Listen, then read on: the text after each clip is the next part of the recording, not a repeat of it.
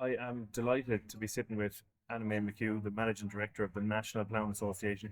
It's a pleasure to be able to sit down and talk with you, Anna May, and thanks so much for coming to the Empowering Change conference here with Equitas in Barberstown Castle. It's fantastic to chat with you. Can you tell us a little bit about the National Ploughing Association and how you got involved?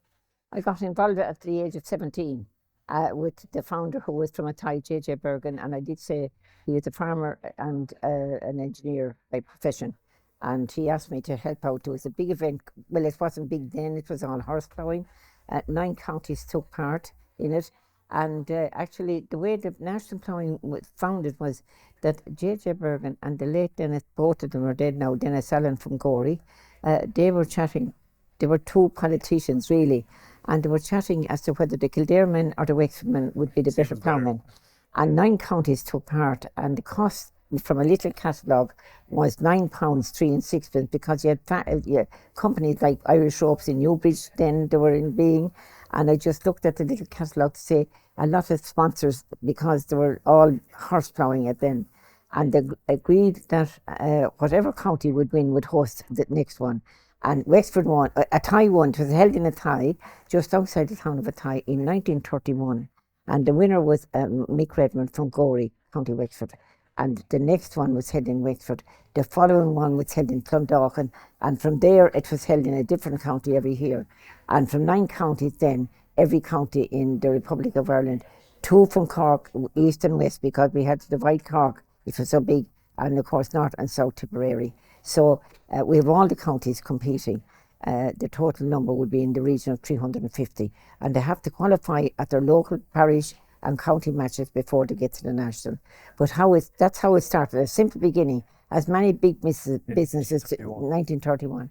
And from there, now we're in our 93rd year now, I think, and it's gone from every county that had good tillage land now. There are counties that we couldn't go to, but it looks as if Cork, Tipperary, Kilkenny, Kildare, Offaly, they'd be good counties now to go to, because there's good tillage area in it. You know, Leitrim would say no, Cavan would say no. They know they couldn't host it because of the amount of tillage land is needed, yes. So at the start, it would have been your traditional Irish draft or your plough. Oh yes, plough horses only, yes. And at one stage there were 92 pairs of horses competing. And the local farmers used to supply the horses, because it was all working horses then, plough horses, like, you know. But then, as it progressed anyway, we had tractor ploughing, and then cars began to come in. And the horse moved to horsepower. Yeah, but we still have a few from Kerry and Galway, and Waterford. We still have, and they only keep them for the ploughing. Loudwood as well, they only keep them for the ploughing competitions, and they still take part. And it's amazing the number of young people would want to see where are the horses ploughing, because they never saw horses ploughing, you know. But anyway, we progressed along, and it's now a major event for companies to exhibit their machinery, to show their wares, in other words, you know. When farming in general, farmers are custodians of the land. So even the process of ploughing, preparing the land for the next crop, like, you know, to that process and that connectivity that Irish farmers have with the land, yes, is really showcased down through the years through the ploughing championships. It is, and you know, even if we go to a prospective landowner, he has to rotate properly, that he'll have the land available. Like, you know, we're always saying, well, we hope to have an early harvest because the ground is ready to go in and plough again. And it's the same with dairy farmers now. You have to be very particular about their grassland, because it can be damaged when the weather is against us, and we would go and reseed their land then, that they wouldn't be knocked out of rotation or anything like that, you know. The Ploughing Championships itself is growing to 1,700 exhibitors and nearly 300,000 people.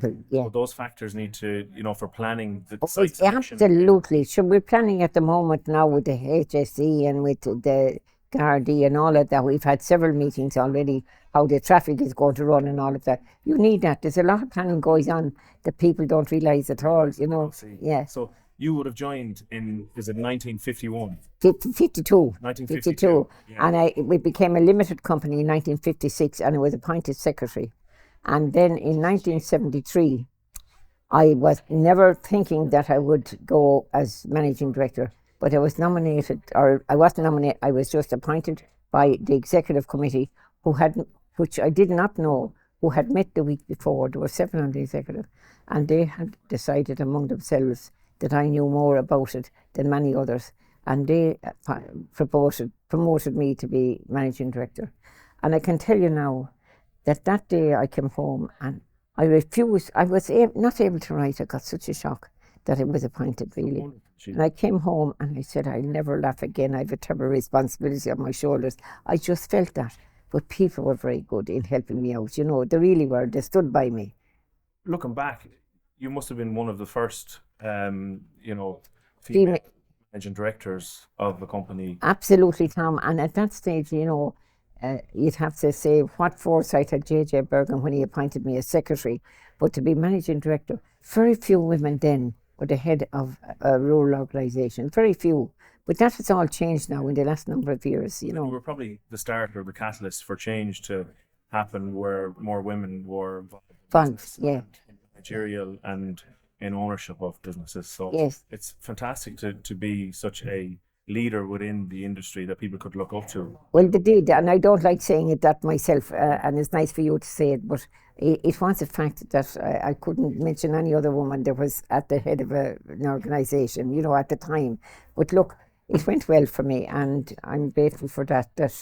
And you will meet opposition, there's no doubt about that. You could go to the landowner and say, no, I'm not giving my land for the ploughing, and yet he'd be a supporter in another way. We wouldn't like. It's the inconvenience. They're definitely, the landowners are inconvenienced. There's no doubt about that. But look, it all has happened, and I hope it'll continue when I'm not there.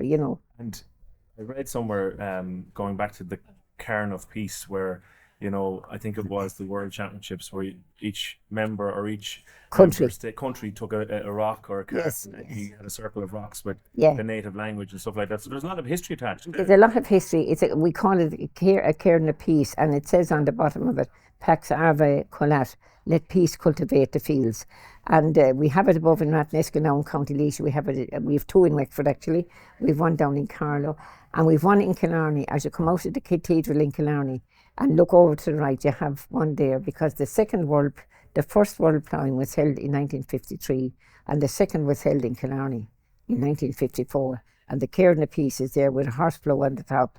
And what was better, we got the winner who was a very elderly man at the time, the winner of the World Ploughing in Killarney. We got him down for the unveiling of the cairn of peace in Killarney. So it's a lovely location there. And we have them wherever there was a World Ploughing all over the world. We have the cairn of peace. And every country that competes, they send a block of marble to the organisers with the name of their, and it's embedded in that, which is lovely. I suppose the Ploughing Championships would have been in 1940s. Was Eamon de Valera there? So would started that. I remember JJ. I looked at old photographs, and he was there. De Valera was there. We had nearly all the presidents from time to time. Wow. And even President Higgins now. He is a fantastic. When he comes up to give the address and to officially open the event, nobody moves. He's a fantastic speaker, and I hope that we'll have him this year again. We had Mary McAleese and with Mary Robinson. We had President Hillary. We've nearly all the presidents. And O'Donoghue and Greet. Yeah. Show them around. And then when we go to other countries, sometimes I met President de Gaulle now too, and I met the Pope John the 23rd, would you believe it?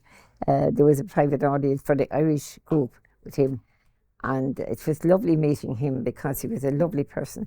He said, I remember when I was a young boy, I was getting over a wall stealing apples from an orchard with our own apples at home. They weren't as nice, it was lovely, a lovely experience, really. And you must meet amazing people and have some fun stories. We would, really, and the ones that you couldn't tell as well. So I know people who come from France to go to the Ploughing Championships, and they always bring the wellies and the raincoats. Yes. So there's been challenges around weather and that, but it's probably a go-to to bring the wellies to the Ploughing Championships. It is really, and so long as they have good footwear, they can tolerate the rain if it's not that cold. We had a very wet year last year. It's just a picture to look at the event and all the stands in their locations and everything else.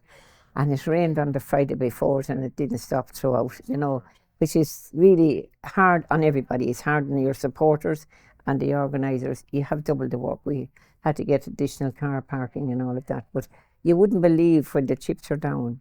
When last year we had a phone call from a man just less than a mile away. He said, look, I have plenty of grass parking if you need it. I can give it to you if you're stuck. Like, you know, you're willing to help out when the chips are down, really. And But Ireland has had huge success. Eamon Tracy last year, Yes. and James Whelan. yeah, So Ireland has fantastic results coming back from the World Ploughing Championships. yeah. Would you be able to tell us what's involved with getting their equipment over, or how does that work with the National Well, Ploughing then? well, now we have Eamon Tracy qualified again for the World Ploughing this year in Estonia, and a Coakley chap from Cork qualified as well. We will send their equipment. We send their tractors and ploughs, which is a tremendous advantage to the competitors. They can go out as long as a week prior to the official arrival date if they want to. Then they can go out maybe 3 or 4 days extra if they want to go out. And our lads have gone out, both Eamon Tracy and John Whelan from Wickford and Eamon from Carlow. They will go out beforehand and engage in getting used to the type of soil, because the type of soil, even though you get details from the organisers, they want to test the soil. They do practice ground before practice work. Yes, and Eamon Tracy, as you mentioned, his father, John Tracy, who died, he's a year dead, the 21st of this month. John was 6 times runner-up and never won the event. And he was out looking at his son winning it. It's in families, really. It goes down through, I don't know, it must be in the genes, Yeah. But it has been, we have been on the top of the list there for the last good few years now, yeah. So the Ploughing Championships it's given people an opportunity to showcase innovations. So you have Enterprise Ireland and there's a competition. So it really has helped companies and startup companies to show their wares and show, their products and services and what they can do. So the Ploughing Championships have kind of showcased the evolution of Irish agriculture, really. Absolutely.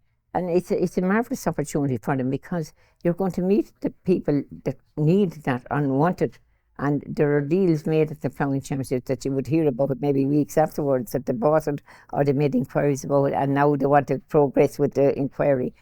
It's absolutely amazing, because everything from the tyre manufacturer there to the biggest machinery that you can get, combines and tractors and trailers now would be a big business ahead. Cattle trailers, silage trailers, all that. There's a terrific variety of machinery, and it gives the potential buyer, it gives them an opportunity of seeing it in another environment rather than going into a shop and looking at it there.